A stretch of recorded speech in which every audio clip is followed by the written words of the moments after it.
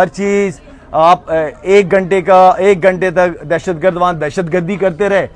ठीक है, वहां तक 8 लाख फौज में से कोई नहीं आया और जब आए तो 10 मिनट के ऊपर पाकिस्तान पे इल्जाम लगा दिया। तो आई मीन कि खुद ही ब्लंडर्स मारते रहते हैं, खुद ही लोगों को मरवा देते हैं, फिर उनकी वीडियोस दिखाते हैं कि नहीं वो तो जिंदा है। तो आई मीन इस तरह का ना करें। हमने हमेशा देखिए दहशतगर्दी आप किसी कोई भी मुल्क कोई भी मजहब सपोर्ट नहीं करता और हम तो हमेशा अमन की, पाकिस्तान हमारा दीन इस्लाम अमन का पैगाम देती है। हमेशा हमने हमेशा इंडिया के साथ अच्छे ताल्लुकात बनाने की कोशिश करते रहे हम लोग हमेशा। अफरीदी ने ऐसा स्टेटमेंट किया है, भारत खुद ही अपने लोगों को मारता है और फिर बाद में हमारे ऊपर नाम लेता है। कौन है जी ने?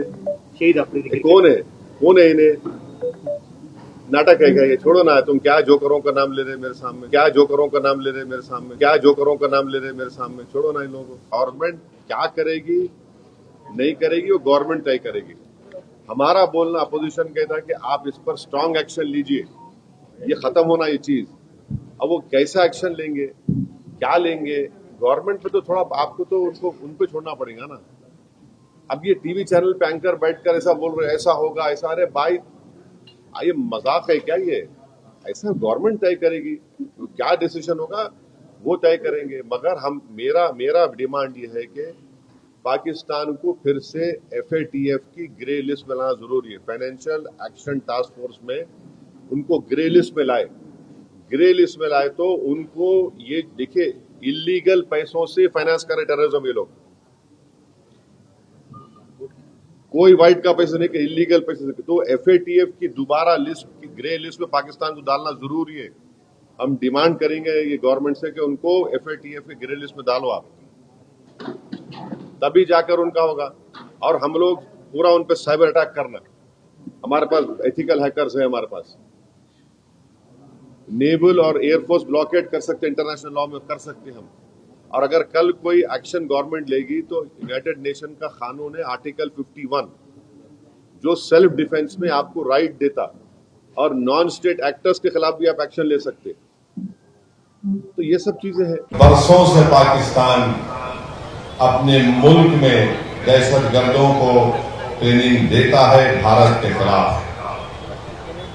फिर अक़वाम मुत्तहिदा का आर्टिकल 51 है जो इस बात की इजाजत देता है किसी एक मुल्क को वो सेल्फ डिफेंस में अपने मुल्क के तहफ़्फ़ुज़ के लिए दूसरे मुल्क पर वो अपनी मिलिट्री कार्रवाई कर सके। मैंने उसका भी हवाला दिया। और ये आर्टिकल 51 सिर्फ मुल्क के खिलाफ नहीं बल्कि जिस मुल्क उस अपने मुल्क में दहशतगर्दों को पनाह देता है, जिसको अंग्रेजी में नॉन स्टेट एक्टर कहते हैं, ये LET पाकिस्तान की हुकूमत की ISI की एक नाजायज औलाद है। और फिर आप ये भी जानते हैं कि हमारे भारत के संविधान में आर्टिकल 355 है जो इस बात को कहता है कि मरकजी हुकूमत की जिम्मेदारी है कि किसी रियासत में अगर बाहर से हमला होता तो उसको रोके। और बैनुल-अक़वामी कानून हमको इस बात की इजाजत देता है कि हम पाकिस्तान की एयरफोर्स, पाकिस्तान की नेवी का ब्लॉकेट करें, और करना भी चाहिए।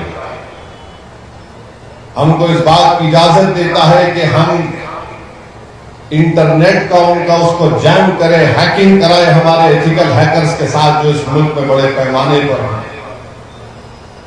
मैं मरकजी हुकूमत से इस बात का मुतालबा करता हूं, भारत के वजीर आजम से, कि वो फाइनेंशियल एक्शन टास्क फोर्स है जिसको FATF कहते हैं, हुकूमत की जिम्मेदारी है कि पाकिस्तान को ग्रे लिस्ट में डाले FATF की, और इसी तरीके से उनको माशी तौर पर पाकिस्तान को हम कमजोर करना बहुत जरूरी है। और जो लोग आज पाकिस्तान में बैठकर बकवास करते हैं, मैं उनसे कहना चाह रहा हूं कि आप भारत से आपका वक्त आधा घंटे पीछे है। अब जैसा यहाँ 6:15 हो रहे हैं, वहां पर 6:45 हो रहे हैं, मौरो आधा घंटा पीछे नहीं है, वो आधी सदी भारत से पीछे है।